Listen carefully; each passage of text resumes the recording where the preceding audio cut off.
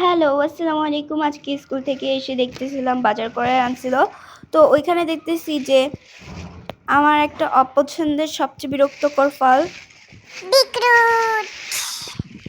এই জন্য জায়গার জিনিস জায়গায় রেখে আমার পছন্দের খাবার বলতে গেলে ফুচকা আমি নিয়ে আসছিলাম।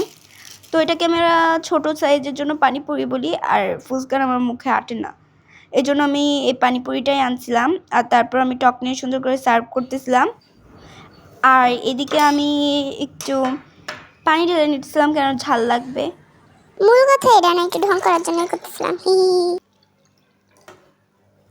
আর তারপর আমি নিয়ে আনতেছিলাম ফুচকা, পানিপুরি। আচ্ছা, তোমাদের ওইদিকে এই ছোটো সাইজের ফুচকাগুলোকে কী বলে অবশ্যই বলে যাবা কমেন্টে।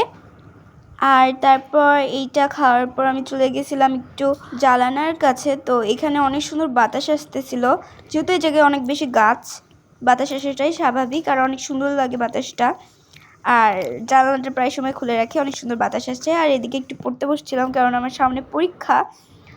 আর এদিকে ডালগোনা কফি বানিয়েছিলাম, যেটা খেতে অনেক বেশি মজা। আর এদিকে আমার বারান্দার গাছগুলোও একটু দেখে আসছিলাম।